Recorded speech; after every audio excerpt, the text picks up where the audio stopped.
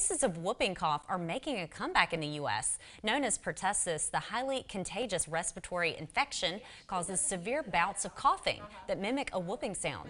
Despite a vaccine, health officials have seen a jump in the number of cases in recent decades. There were reportedly fewer than 2,000 cases in the U.S. in the 70s and 80s, but that jumped to over 48,000 cases in 2012.